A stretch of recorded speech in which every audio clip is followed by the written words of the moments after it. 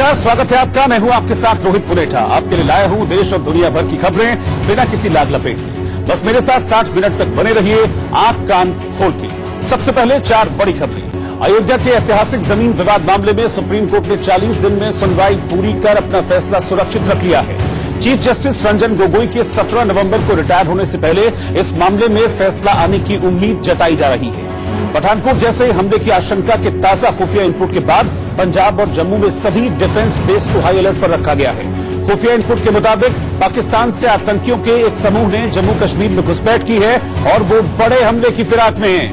Terror funding पर नजर रखने वाली अंतर्राष्ट्रीय संस्था FATF यानी फाइनेंशियल एक्शन टास्क फोर्स ने फरवरी 2020 तक पाकिस्तान को ग्रे लिस्ट में रखने का फैसला लिया है। FATF ने पाकिस्तान को निर्देश दिया है कि वो आतंकियों की फंडिंग और मनी लॉन्ड्रिंग को खत्म करने के लिए और ज्यादा कदम उठाए। और यूपी के भदोही से निकले युवा क्रिकेटर यशस्वी जायसवाल महज 17 साल की उम्र में फर्स्ट क्लास क्रिकेट में दोहरा शतक लगाने वाले दुनिया के सबसे कम उम्र के बल्लेबाज बन गए हैं। विजय हजारे ट्रॉफी में मुंबई की तरफ से डेब्यू करने वाले यशस्वी ने झारखंड के खिलाफ 154 गेंदों में शानदार 203 रन बनाए। मुंबई में PMC बैंक ग्राहकों की मौत पर लोगों का गुस्सा फूट पड़ा। मुंबई में PMC के 3 खाता धारकों की मौत से गुस्साए दूसरे ग्राहकों ने कोर्ट के सामने इकट्ठा होकर केंद्र और राज्य सरकार के खिलाफ प्रदर्शन किया और अपने पैसे को लेकर तनाव से हुई मौत को कोल्ड मर्डर करार दिया।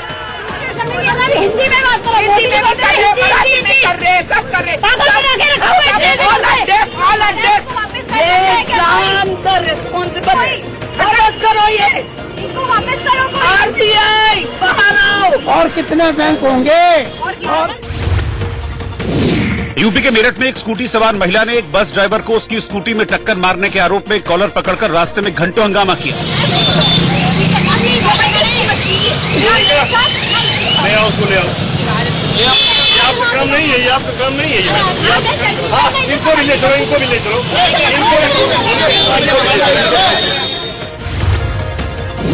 पटना के कुम्हरार से विधायक अरुण सिन्हा के बाद अब बांकीपुर के विधायक नितिन नवीन भी डेंगू की चपेट में आने से बीमार पड़ गए। पटना में अब तक 1500 से ज्यादा लोग डेंगू की चपेट में आ चुके हैं। कर्नाटक के बेलगाम में सुबह टहलने निकले CM BS येदियुरप्पा को पुलिस डॉग स्क्वाड में शामिल एक कुत्ते ने सलामी दी।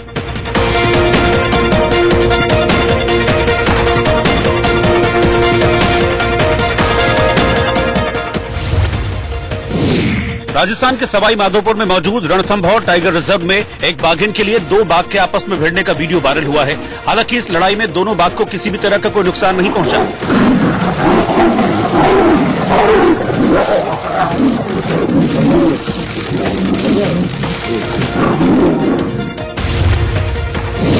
मध्य प्रदेश के नरसिंहपुर में यूनियन बैंक के ATM को देर रात एक युवक ने खोलने की कोशिश की, जिसके बाद CCTV फुटेज के आधार पर पुलिस ने आरोपी को गिरफ्तार कर लिया।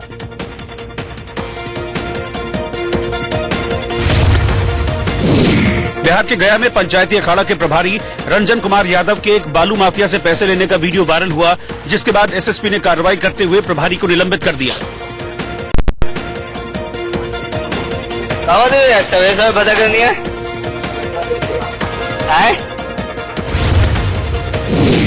मुंबई की बोरीवली में घर के दरवाजे पर सो रहे एक कुत्ते को देखकर एक तेंदुआ चुपके से उसके पास आया और कुत्ते पर झपटने की कोशिश की, लेकिन तब तक कुत्ता उठकर वहां से भाग निकला।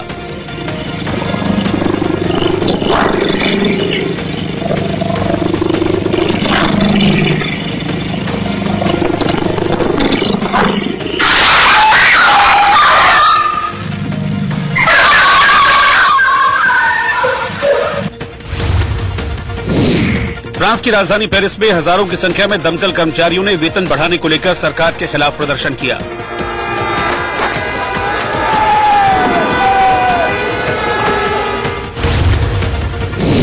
लेबनान की राजधानी बेरूत में अलग अलग जगहों पर लगी भीषण आग से 2 लोगों की मौत हो गई, जबकि कई कारें और घर भी जल गए। PMC बैंक धोखाधड़ी मामले में मुंबई की कोर्ट ने तीनों आरोपियों राकेश वधावन, सारंग वधावन और वायरान सिंह को 23 अक्टूबर तक न्यायिक हिरासत में भेज दिया है। लेकिन कोर्ट के बाहर सैकड़ों की तादाद में खड़े बैंक के खाताधारकों ने प्रदर्शन किया और RBI के खिलाफ जमकर नारेबाजी की। हमारा पैसा वापस करो, हमारा पैसा वापस करो, हमारा पैसा वापस करो, हमारा पैसा वापस करो।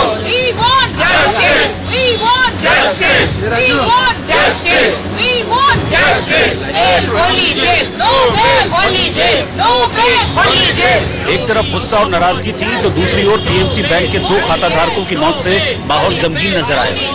कल हमारा दोस्त संजय गुलाटी हमको समझा रहा था, जब हम कल चक्कर खा के गिर गए थे, कि तुम हौसला रखो, हमारी तो नौकरी चली गई है, हमारा एफडी भी पड़ा, हमारा भी पैसा पड़ा है। हमको समझा करके और घर जाने के बाद वो उसको हार्ट अटैक आ गया। मैं खुद कार्डियक पेशेंट हूँ, हो सकता है कल अभी मैं घर जाने के बाद मेरा नंबर आ जाए। कोर्ट में आरोपियों को पेश करने से पहले ही बड़ी तादाद में खाता धारक वहां जुट गए। हाथों में पोस्टर और बैनर लेकर उन्होंने बैंक में जमा अपनी रकम वापस करने की मांग की।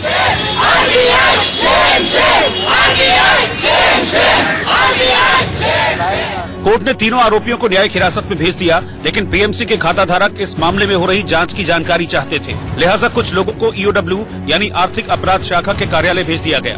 देख रहे हैं पुलिस की गाड़ी में बैठाकर इन्हें ईओडब्ल्यू यानी ईओडब्ल्यू जो आर्थिक अपराध शाखा है, जिन्होंने पकड़ा हुआ है 3 आरोपियों को, वाधवान को और वारन सिंह जो चेयरमैन पूर्व चेयरमैन है, उनके जो ईओडब्ल्यू जो शाखा है उससे मिलवाने के लिए पुलिस ले जा रही है। पुलिस ने कहा है, पुलिस का कहना है कि 10 से 15 लोगों का शिष्टमंडल जो है वह ईओडब्ल्यू में जाके मिल सकता है। देखिए कि इस वक्त तमाम जो पीएमसी के जो खाता धारक है वह इस वक्त पुलिस की गाड़ी में बैठाए जा रहे हैं और उन्हें ईओडब्ल्यू ले जाया जाएगा, ताकि ईओडब्ल्यू में उन अधिकारियों से मुलाकात कर सके, पूछे आखिरकार कहां तक मामला पहुंचा। पीएमसी के खाता धारकों को जांच से तसल्ली है, लेकिन त्योहारों के इस मौसम में वो अपना पैसा चाहते हैं। त्योहार है, त्योहार के दिन के हिसाब से कितना कैसा खर्चा होता है आज के जमाने में, तो उनको समझना भी चाहिए ना भाई ये क्या है।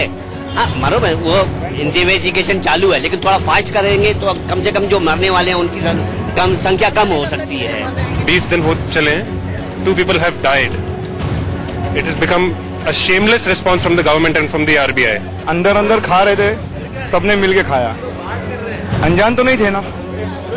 जब कर रहे हो 6 साल से काम गलत कर रहे थे अंदर अंदर, हम लोग क्या जाके मैनेजर को पूछेंगे रोज, साहब आपके नीचे कितना होल है, कितना खड्डा है। कुछ लोगों के लिए यही गुस्सा राजनीतिक विरोध तक जा पहुंचा है।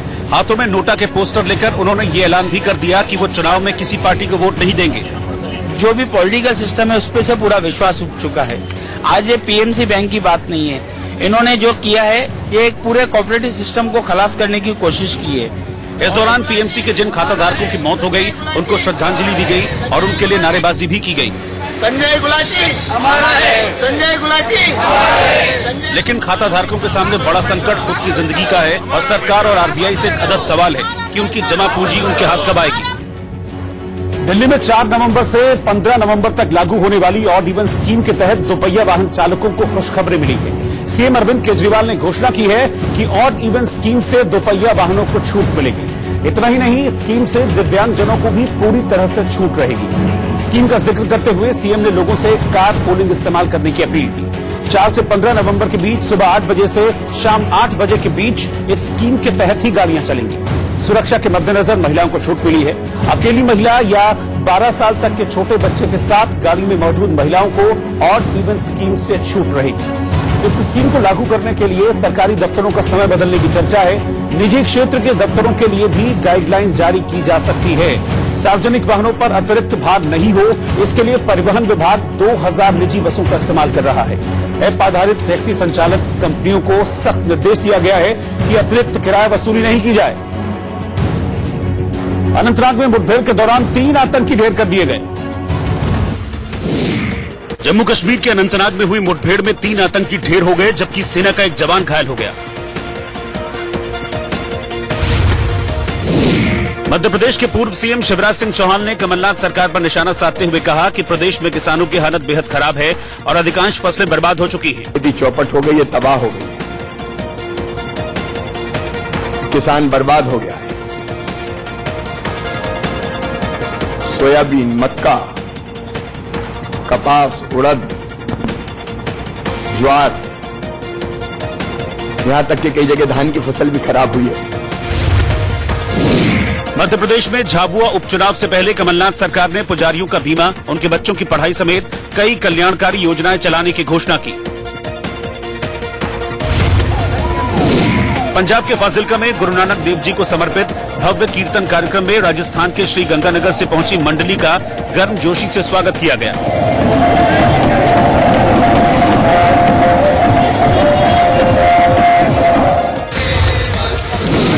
भोपाल में बीजेपी नेता और महापौर ने उत्तर विधानसभा क्षेत्र में प्लास्टिक के खिलाफ जागरूकता रैली निकाली और गांधी जी का भजन रघुपति राघव राजा राम गाते हुए लोगों के बीच कपड़े के बैग बांटे। कपड़े की थैली का उपयोग करने से थैली से बीच में खाना रखते हैं वो खराब हो जाता है। प्लास्टिक की थैली से गाय भी मर जाती है, उसमें खाना डालते हैं, इसलिए कपड़े की थैली का उपयोग करते हैं। लखनऊ में सीएम योगी आदित्यनाथ ने सड़क सुरक्षा सप्ताह का शुभारंभ करते हुए एक बाइक रैली को हरी झंडी दिखाकर रवाना किया और कहा कि पुलिस सिर्फ चालान काटने को लक्ष्य न बनाए।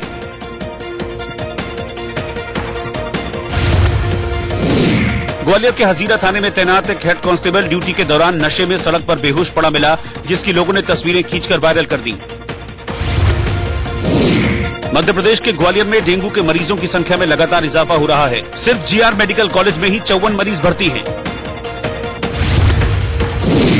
पश्चिम बंगाल के जलपाईगुड़ी में वन विभाग ने रॉयल बंगाल टाइगर की 14 फीट लंबी खाल और हड्डियों के 110 टुकड़े के साथ भूटान के 2 नागरिकों को गिरफ्तार किया। महाराष्ट्र के उस्मानाबाद से सांसद ओमराजे निम्बालकर पाडोली में चुनाव प्रचार के दौरान एक युवक के हमले में घायल हो गए, जिससे उनके हाथ, कलाई और पेट पर चोट पहुंची है। पश्चिम बंगाल के आसनसोल में 2 लड़कियों ने एक आरोपी की सरेआम पिटाई कर दी। बताया गया कि लड़कियों ने उस आदमी को मोबाइल फोन चोरी करते हुए रंगे हाथों पकड़ लिया था। इसके बाद दोनों लड़कियों ने आरोपी को सरेआम पीटना शुरू कर दिया। एक ने घूंसों से मारा तो दूसरे ने थप्पड़ों की बरसात कर दी। 25,000 का है, 14,000 का है और 112,000 का फोन चोरी किया है। तीनों फोन चोरी किया। सड़क पर आने जाने वाले लोग ये हंगामा देखते रहे और दोनों लड़कियां आरोपी की धुनाई करते हुए उसे सड़क पर ले जाने लगी। लड़कियों ने कभी आरोपी के चेहरे पर मारा, कभी पीठ पर तो कभी पेट में। कहाँ से किया मोबाइल चोरी?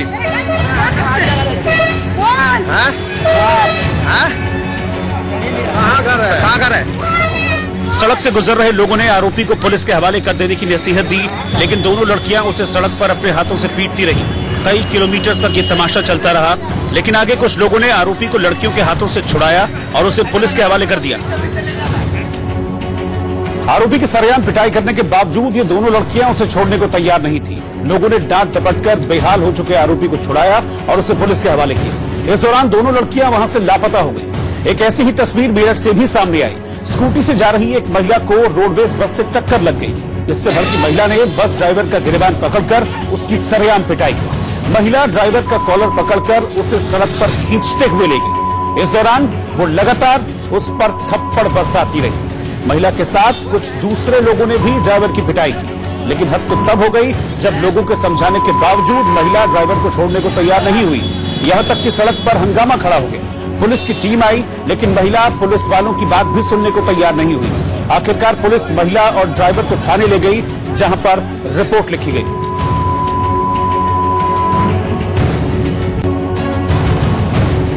शोपियां में आतंकी हमले में मारे गए ट्रक ड्राइवर को शहीद का दर्जा देने की उनके परिवार ने मांग की है। जम्मू कश्मीर के शोपियां में आतंकी हमले में मारे गए ट्रक ड्राइवर शरीफ खान के शव को परिजनों ने लेने से मना कर दिया और सरकार से शहीद का दर्जा देने की मांग की। अलीगढ़ मुस्लिम यूनिवर्सिटी के मुमताज हॉल के पास पूर्व छात्र अनस के फांसी लगाकर आत्महत्या करने के बाद गुस्साए छात्रों ने एसपी सिटी की गाड़ी में तोड़फोड़ की। अभिनेता संजय दत्त ने मुंबई की वर्ली विधानसभा सीट से चुनाव लड़ रहे शिवसेना प्रमुख उद्धव ठाकरे के बेटे आदित्य ठाकरे के जीतने की उम्मीद जताई। बड़े साहब बाला साहब ठाकरे जी, जिन्होंने मुझे इतना सपोर्ट किया, मेरी फैमिली को इतना सपोर्ट किया और जो मेरे पिता समान थे और वो मैं कभी भूल नहीं सकता। उद्धव भाई is the same and I wish Aditya all the very best और मुझे ये पूरी उम्मीद है कि बड़े मतदान से वो जीते। दिल्ली में बुधवार सुबह एयर क्वालिटी इंडेक्स 299 अंक के साथ खराब स्थिति में पहुंच गया, जिससे आने वाले दिनों में दिल्ली एनसीआर में प्रदूषण बढ़ने की आशंका बढ़ गई है। असम के सोनितपुर में लगभग 100 से ज्यादा हाथियों ने किसानों की फसलों को तबाह कर दिया। हाथियों की वजह से इलाके के लोग दहशत में हैं। अयोध्या फैसले से पहले योगी सरकार ने सभी अफसरों की छुट्टियां रद्द करके 30 नवंबर तक सभी अफसरों को मुख्यालय पर रहने का आदेश दिया है। आईएनएक्स मीडिया केस में दिल्ली की स्पेशल कोर्ट ने नोटिस जारी कर तिहाड़ जेल प्रशासन को चिदम्बरम को गुरुवार दोपहर 3 बजे पेश करने को कहा। दिल्ली के वजीराबाद में दिल्ली पुलिस की स्पेशल सेल और बदमाशों के बीच हुई मुठभेड़ के बाद पुलिस ने दोनों बदमाशों को गिरफ्तार कर लिया। इनमें से एक बदमाश पुलिस की गोली लगने से घायल हो गया। मध्य प्रदेश के रायसेन में एक विवाद के बाद एक किन्नर को दूसरे किन्नर ने पहले मारा और फिर पुलिस स्टेशन ले गए, जहां पुलिस ने आपस में सुलह करने की बात कर मामले को रफा दफा कर दिया। लखनऊ में खुलेआम सड़क पर शराब पीने की शिकायत मिलने के बाद पुलिस ने छापेमारी की, जिसके बाद इलाके में अफरा तफरी मच गई। अयोध्या मामले पर सुप्रीम कोर्ट में सुनवाई पूरी हो गई। सुप्रीम कोर्ट ने फैसला सुरक्षित रख लिया है। अब कोर्ट ने मोल्डिंग ऑफ रिलीफ पर 3 दिन में लिखित हलफनामा मांगा है। लेकिन सुनवाई खत्म होने के बाद वो चेहरे कैमरे पर नजर आए जिनकी तस्वीरें राम मंदिर सुनवाई के दौरान अखबारों और टीवी चैनलों पर खूब चर्चा का विषय बनी रही। देखिए कैसे हिंदू पक्ष के वकील के पराशरन और मुस्लिम पक्ष के वकील राजीव धवन साथ खड़े हैं, और वो भी एक दूसरे का हाथ थामे। हालांकि इससे पहले सुप्रीम कोर्ट में मामले की सुनवाई के आखिरी दिन दोनों पक्ष के वकीलों ने एड़ी चोटी का जोर लगा दिया और 40 दिन चली बहस पर संतुष्टि जाहिर की। हम लोगों ने हिंदू पक्ष की ओर से मजबूत पक्ष रखे हैं, मजबूत साक्ष्य रखे हैं, और हम ये उम्मीद करते हैं कि हमारे जो साक्ष्य हैं वो बहुत दृढ़ हैं और उनके ही पक्ष में जो है निर्णय आना चाहिए। सारी पार्टीज को पूरा मौका मिला। कोर्ट ने फुल्ली एकोमोडेट किया सब पार्टीज को, और इस वजह से बहुत ही कॉर्डियल एटमॉस्फेयर में बहस हुई और एंड भी उसका बहुत ही कॉर्डियल हुआ। इस बात से हम समझते हैं कि जितना इम्पोर्टेंट निकलना था उतनी ही इम्पोर्टेंट तरीके से कोर्ट ने उसको डील किया। लेकिन अयोध्या मामले में फैसले का इंतजार कर रहे लोगों को ये जान लेना चाहिए कि इसमें एक और चीज अपनी भूमिका अदा कर सकती है, और वो है मोल्डिंग ऑफ रिलीफ। दरअसल मोल्डिंग ऑफ रिलीफ का मतलब ये हुआ कि याचिकाकर्ता ने जो मांग कोर्ट से की है, अगर वो नहीं मिलती तो विकल्प क्या हो जो उसे दिया जा सके, यानी दूसरे शब्दों में कहें तो सांत्वना पुरस्कार। इसका सीधा मतलब ये है कि दो दावेदारों के बीच वाली जमीन का मालिकाना हक किसी एक पक्ष को दिया जाए तो दूसरा पक्ष इसके बदले क्या ले सकता है। हो सकता है कि कोर्ट दूसरे पक्ष को अधिग्रहित 67 एकड़ जमीन का एक हिस्सा या फिर कुछ और दे। जहाँ पे लॉ साइलेंट होता है, और यही फर्क होता है लॉ और जस्टिस में। जहाँ पे लॉ साइलेंट है और जहाँ पे कोर्ट जस्टिस करना चाहती है बिटवीन द पार्टीज, तो supreme court moulding of relief और इनहेरेंट पावर्स अंडर आर्टिकल 142 इस्तेमाल करती है to do complete justice between the parties. हालांकि कोर्ट ने मोल्डिंग ऑफ रिलीफ की बात की तो मुस्लिम पक्षकारों के वकील राजीव धवन ने भी इस बाबत संकेत दिए कि अगर मोल्डिंग की बात है तो उन्हें 6 दिसंबर 1992 के पहले वाली हालत की मस्जिद की इमारत चाहिए। इसी तरह हिंदू पक्षकारों का कहना है कि उन्हें तो राम जन्म स्थान ही चाहिए, लिहाजा मोल्डिंग ऑफ रिलीफ पर भी चर्चा दिलचस्प ही होगी। सुप्रीम कोर्ट में अयोध्या मामले पर आखिरी सुनवाई के दौरान जोरदार बहस देखने को मिली। कार्यवाही के दौरान मुस्लिम पक्ष के वकील राजीव धवन ने हिंदू महासभा के वकील विकास सिंह की ओर से पेश किए गए एक नक्शे को फाड़ दिया और गुस्से में उसके 5 टुकड़े कर डाले। वरिष्ठ वकील विकास सिंह ने इस नक्शे को पूर्व आईपीएस किशोर कुणाल की किताब अयोध्या रीविजिटेड से निकालकर अदालत में पेश किया था, जिसे देखकर मुस्लिम पक्ष के वकील राजीव धवन भड़क गए। लेकिन यही नक्शा है, इसी नक्शे को देख करके आपको लगता है राजीव धवन ने नक्शा ऐसे फाड़ दिया? जानते हैं कि से निकालकर अदालत में पेश किया था, जिसे देखकर मुस्लिम पक्ष के वकील राजीव धवन भड़क गए। लेकिन यही नक्शा है, इसी नक्शे को देख करके आपको लगता है राजीव धवन ने नक्शा ऐसे फाड़ दिया? जानते हैं कि ये पहुंच जाने के बाद उनके केस में कोई दम नहीं रहेगा, उनका सारा झूठ निकल जाएगा। पूर्व आईपीएस किशोर कुणाल की किताब अयोध्या रीविजिटेड 2016 में प्रकाशित की गई थी। इस किताब में लिखा गया है कि इस बात के पर्याप्त सबूत हैं कि मेन गुंबद के नीचे राम मंदिर विराजमान था। पहली बार नक्शा मैंने क्यों बनवाया, क्योंकि माननीय उच्चतम न्यायालय बार बार पूछ रहा था कि भगवान राम का जन्म स्थान कहाँ था, कोई इसको निर्धारित कर सकता है, मैं बैठा हुआ था बार बार। तो मैंने जो मेरे पास प्रमाण थे उनके आधार पर मैंने आर्किटेक्ट से लेकर के आर्किटेक्ट की मदद से ये सब बनवाया। उसकी सबसे बड़ी विशेषता देखिए, यह स्थान जो भगवान का जन्म स्थान है, ये मस्जिद में 1 मिनट के लिए मान लीजिए, ये मध्य वाला हिस्सा है, ये उधर दक्षिण वाला है, उत्तर वाला है। पूर्व आईपीएस किशोर कुणाल ने यह भी दावा किया कि बुकानन के रिकॉर्ड्स के मुताबिक औरंगजेब के शासनकाल में अयोध्या, काशी और मथुरा के मंदिर तोड़े गए थे। इलाहाबाद हाई कोर्ट ने भी लिखा है कि 200 साल से हिंदू लोगों की आस्था थी कि यह जन्म स्थान है। ये प्रमाण नहीं, हमने पहली बार प्रमाण के आधार पर दिया है कि 5-6 मैंने प्रमाण दिए हैं, दस्तावेजी प्रमाण है। सुनवाई के दौरान हिंदू महासभा के वकील विकास सिंह ने किशोर कुणाल की इस किताब को अदालत में रिकॉर्ड के तौर पर पेश किया, जिसे कोर्ट ने स्वीकार कर लिया। दरअसल ऑक्सफोर्ड की जिस किताब का हवाला दिया गया है उसमें 1810 का नक्शा है, जिसमें 3 गुंबद के नीचे राम मंदिर लिखा है। किशोर कुणाल की किताब अयोध्या रीविजिटेड में दावा किया गया है कि अयोध्या में मौजूद राम मंदिर को 1528 में मीर बाकी ने ध्वस्त नहीं किया था, बल्कि इसे 1660 में औरंगजेब के रिश्तेदार फिदाई खान ने तोड़ा था। इस किताब में यह भी कहा गया है कि बाबर एक उदार शासक था और विवादित बाबरी मस्जिद के निर्माण में उसका कोई रोल नहीं था। किताब में लिखा है कि अयोध्या में मात्र एक सबूत था जिससे साबित होता था कि इस मंदिर को बाबर के निर्देश के बाद मीर बाकी ने तोड़ा था। ये सबूत था 2 शिलालेख। हालांकि किताब में कहा गया है कि मीर बाकी से जुड़ा ये सबूत झूठा है। किशोर कुणाल की किताब अयोध्या रीविजिटेड में दावा किया गया है कि 6 दिसंबर 1992 को जिस विवादित ढांचे को तोड़ा गया था वो बाबरी मस्जिद नहीं था। किशोर कुणाल के मुताबिक राम मंदिर के दावे को साबित करने के लिए इस किताब में पहली बार 12 नए दस्तावेज जोड़े गए थे। और आइए अब आपको दिखाते हैं कि पूर्व आईपीएस किशोर कुणाल की किताब अयोध्या रीविजिटेड में नक्शा कैसा है, जो नक्शा लंदन के एक संग्रहालय में रखा गया था। दरअसल किशोर कुणाल ने राम जन्म स्थान को लेकर एक सटीक नक्शा तैयार करने का दावा किया। नक्शे का टाइटल भगवान राम का जन्म स्थान है। ये नक्शा भगवान राम के जन्म स्थान को दर्शाता है, जो मेन मस्जिद की मेन गुंबद के ठीक बीचों बीच में है। इसमें कौशल्या भवन, सीता रसोई, सीता कूप और सुमित्रा भवन को दर्शाया गया है। साथ ही कैकई भवन को भी इसमें दिखाया गया है। इसमें मुख्य द्वार फिर प्रवेश द्वार भी दिखाया गया है। राम चबूतरा कहाँ है ये भी इसमें दिखाया गया है। इसके अलावा समाधि अंगीरा और समाधि मार्कंडेय के साथ साथ परिक्रमा मार्ग भी कहां से गुजरता था वो भी इस नक्शे में बताया गया है। इस बीच अयोध्या विवाद पर सुनवाई के आखिरी दिन मध्यस्थता कमेटी ने सुप्रीम कोर्ट में एक रिपोर्ट सौंपी। सूत्रों के मुताबिक कमेटी ने यह दावा किया कि ज्यादातर पक्ष विवादित जमीन मंदिर के लिए देने को तैयार हो गए।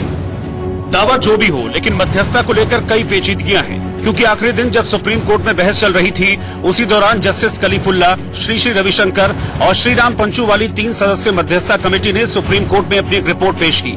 सूत्रों के मुताबिक मध्यस्थता कमेटी की रिपोर्ट में कहा गया है कि मध्यस्थता पैनल ने अयोध्या विवाद से जुड़े कई पक्षों के साथ 15 अक्टूबर को बड़ी बैठक की।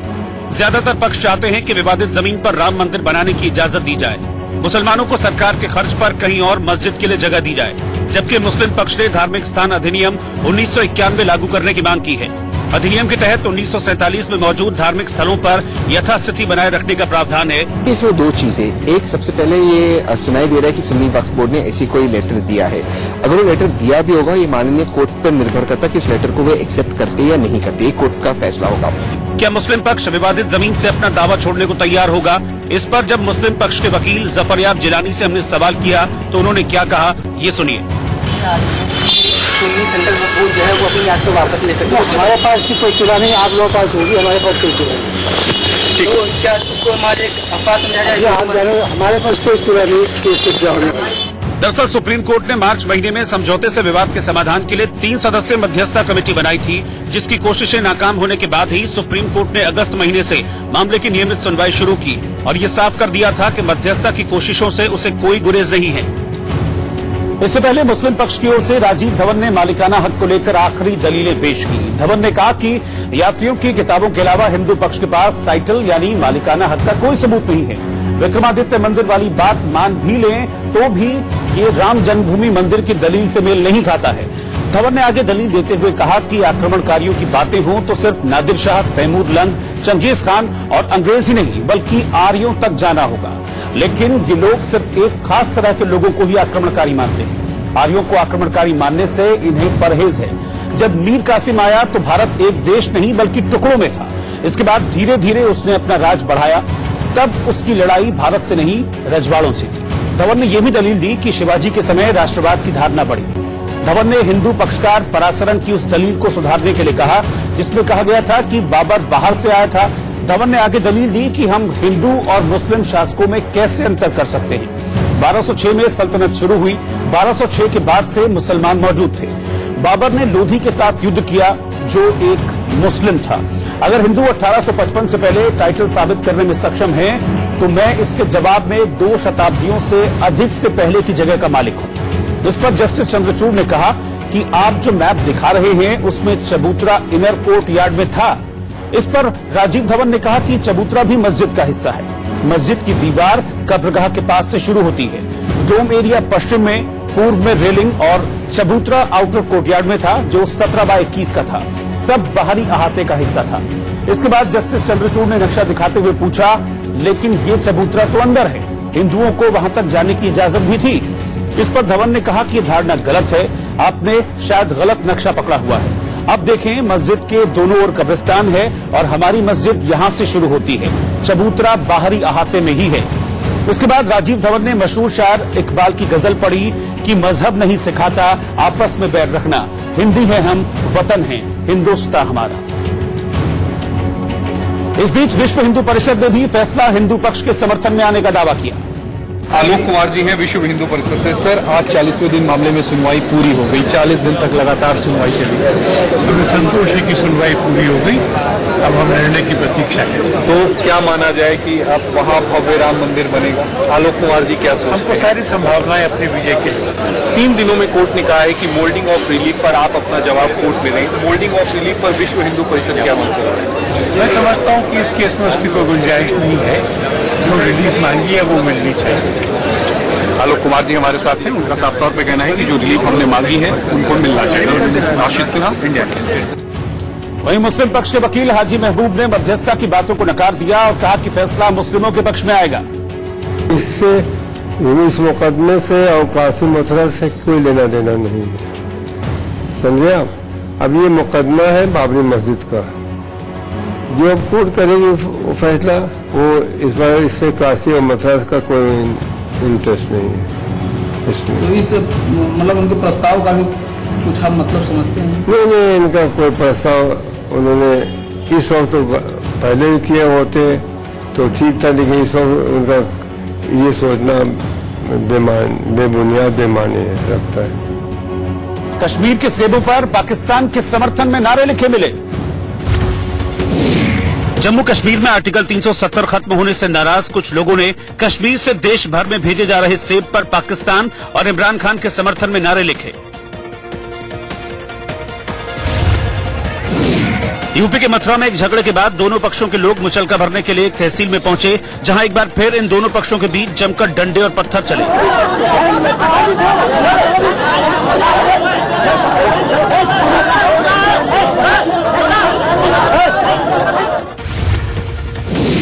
जम्मू कश्मीर के पुलवामा में एक मजदूर की आतंकियों ने गोली मारकर हत्या कर दी, जिसके बाद इलाके में दहशत का माहौल है।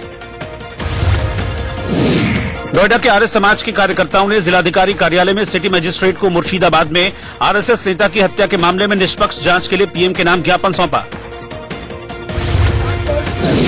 आंध्र प्रदेश के श्रीकाकुलम में एक मामूली विवाद पर वाईएसआर कांग्रेस और तेलुगु देशम पार्टी के कार्यकर्ताओं के बीच झड़प के दौरान एक वाईएसआर समर्थक की मौत हो गई। महाराष्ट्र के पुणे में क्राइम ब्रांच की टीम ने 1.5 किलो ब्राउन शुगर के साथ 2 लोगों को गिरफ्तार किया। अंतर्राष्ट्रीय बाजार में इसकी कीमत करीब 1 करोड़ बताई गई है।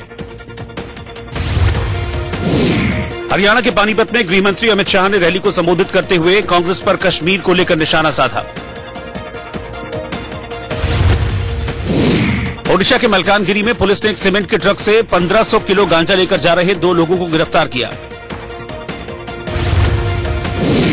मुंबई के एक होटल में अपनी आने वाली फिल्म सांड की आंख के प्रमोशन करने के दौरान तापसी पन्नू और भूमि पेडनेकर ने खूब मस्ती की। और बस 1 मिनट में वापस लौट रहे हैं।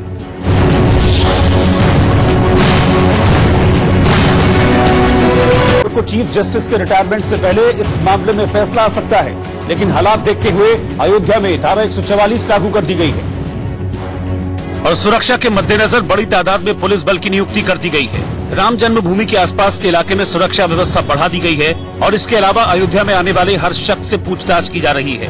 हर एक उस इंसान की बहुत अच्छे से पूछताछ की जा रही है। हर गाड़ी को चेक किया जा रहा है। जो भी यहाँ पर अयोध्या में प्रवेश कर रहा है उससे पूछा जा रहा है कि उनका यहाँ पर आने का मकसद क्या है। अयोध्या मामले में सुप्रीम कोर्ट का आदेश अब कभी भी आ सकता है, लेकिन उससे पहले दीपोत्सव का कार्यक्रम भी है, जिसमें खुद मुख्यमंत्री योगी आदित्यनाथ शिरकत करेंगे। जाहिर है प्रशासन इस मामले में लापरवाही नहीं बरतना चाहता। पुलिस के अलावा सीबीसीआईडी और पीएससी की तैनाती की गई है। गोरखपुर, प्रयागराज और वाराणसी जोन से अतिरिक्त पुलिस फोर्स मंगाई गई है। अयोध्या में 7 एएसपी, 20 इंस्पेक्टर और 70 सब इंस्पेक्टरों की तैनाती की गई है। जो पुराने ऑफिसर्स थे जो अब रिटायर हो चुके हैं, लेकिन जिन्होंने अयोध्या मामले में जब यहाँ पर विवाद हुआ था उस टाइम पर जब उन्होंने यहाँ पे सर्व किया था, उनको भी यहाँ पर स्पेशल ऑफिसर्स के तौर पर बुलाया गया है, क्योंकि उनको वो सभी सेंसिटिव जगह पता है जहाँ पर कहीं ना कहीं सुरक्षा को लेकर इंतजाम करने बहुत जरूरी है। अयोध्या में राम की पेड़ी, हनुमान गढ़ी और दूसरी अहम जगहों पर पुलिस प्रशासन की पूरी नजर है। हालांकि रोजमर्रा के जीवन पर कोई फर्क नहीं पड़ा, लेकिन सुप्रीम कोर्ट के आदेश को लेकर अयोध्या की फिजा में सरगर्मी बढ़ गई है। सुप्रीम कोर्ट से जो निर्णय आएगा हम लोगों के हर प्रकार से मान्य है। जो श्री राम जी को माने वो परंपरा हमको तो मानना ही पड़ेगा। अगर हम लोग अयोध्या के हैं, राम जी को मान रहे हैं, तो सुप्रीम कोर्ट को मानना पड़ेगा। और जो राम जी को भी नहीं मान रहे हैं वो सुप्रीम कोर्ट को नहीं माने। जब हम कोर्ट गए हैं तो जो है इत्मीनान भी लोगों को रहता है। फैसला कोर्ट सबूतों के आधार पर चलता है। जो भी फैसला होगा हम मानेंगे। हम कहाँ कहते हैं कि हम फैसला नहीं मानेंगे। अयोध्या में दर्शन के लिए आए भक्त ने भी उम्मीद जताई कि सुप्रीम कोर्ट के आदेश के बाद राम मंदिर का निर्माण जल्द शुरू होगा। मंदिर के साथ लाखों करोड़ों लोगों की आस्था जुड़ी हुई है और हम सोचते हैं कि अपनी माननीय सुप्रीम कोर्ट है वो हमारे लाखों करोड़ों श्रद्धालु है, आस्थावान है भारत देश के, उनकी भावना को ठेस नहीं पहुंचाएंगी। राम मंदिर मामले की वजह से सबकी नजर अयोध्या पर टिक गई है और लाजमी है कि अयोध्या में गहमा गहमी तेज है। और अयोध्या मामले पर सुप्रीम कोर्ट में सुनवाई पूरी होने के बाद अब सुरक्षा की ओर खासा ध्यान दिया जा रहा है। इसी के मद्देनजर उत्तर प्रदेश सरकार ने सभी सरकारी अधिकारियों की छुट्टियां रद्द कर दी हैं। योगी सरकार ने फील्ड में तैनात सभी पुलिस और प्रशासन के अफसरों की छुट्टियां 30 नवंबर तक रद्द करने का फरमान जारी किया है। आदेश के मुताबिक अधिकारियों को अपने मुख्यालय पर ही बने रहने का निर्देश दिया गया है। अयोध्या में 13 अक्टूबर को धारा 144 लागू की गई थी। योगी सरकार ने फील्ड में तैनात सभी पुलिस और प्रशासन के अफसरों की छुट्टियां 30 नवंबर तक रद्द करने का फरमान जारी किया है। आदेश के मुताबिक अधिकारियों को अपने मुख्यालय पर ही बने रहने का निर्देश दिया गया है। अयोध्या में 13 अक्टूबर को धारा 144 लागू की गई थी, जो 2 महीने तक लागू रहेगी। अयोध्या मामले में आने वाले फैसले के मद्देनजर बड़े पैमाने पर फोर्स बुलाई गई है। फोर्स के लिए 200 स्कूलों का इंतजाम किया गया है, जहां पर फोर्स को ठहराया जाएगा। वित्त मंत्री निर्मला सीतारमण ने दावा किया कि मनमोहन सिंह और रघुराम राजन के वक्त बैंकों की दशा खराब थी। न्यूयॉर्क के कोलंबिया विश्वविद्यालय में एक व्याख्यान में वित्त मंत्री निर्मला सीतारमण ने पूर्व प्रधानमंत्री मनमोहन सिंह और पूर्व आरबीआई गवर्नर रघुराम राजन के वक्त सरकारी बैंकों की स्थिति को खराब बताया। यूपी के सुल्तानपुर में एक दरोगा और नेता के बेटे के बीच पार्किंग को लेकर हुए विवाद में केस दर्ज होने के बाद बीजेपी नेताओं ने कोतवाली का घेराव कर दरोगा के खिलाफ तहरीर दी। दिल्ली की केजरीवाल सरकार ने नासा द्वारा जारी की गई एक तस्वीर साझा की है, जिसमें दिल्ली के आसपास के राज्यों में बड़े पैमाने पर पराली जलती हुई दिख रही है। ग्रेटर नोएडा में दादरी पुलिस और शराब माफिया के बीच हुई मुठभेड़ के बाद शराब माफिया शराब से भरी एक ट्रैक्टर ट्रॉली और डंपर छोड़कर फरार हो गए, जिसमें पत्थर के साथ शराब की बोतलें ले जाई जा रही थी। यूपी में गोरखपुर जिले के गांव में बारिश थमने के 2 हफ्ते बीत जाने के बाद भी लोगों को अपने घरों से बाहर निकलने के लिए खुद की नाव और रस्सी का सहारा लेना पड़ रहा है।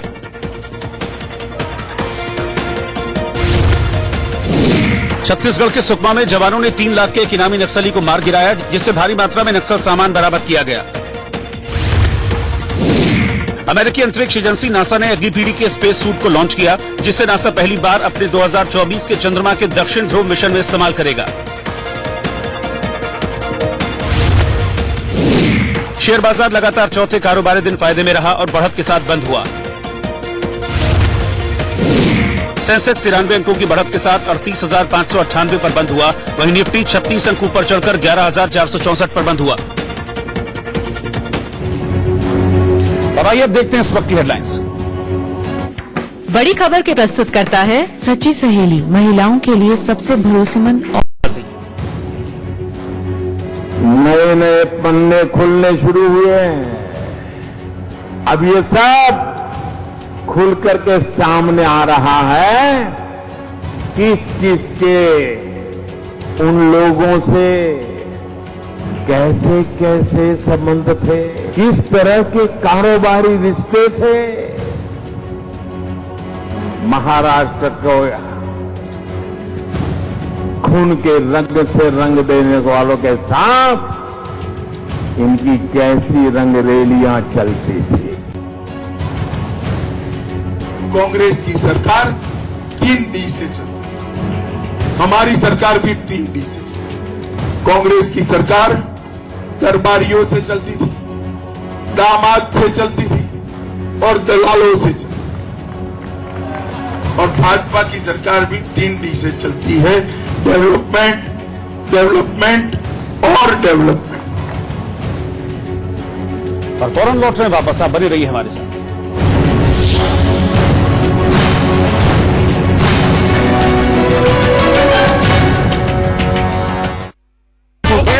स्पेशलिस्ट का काम सिर्फ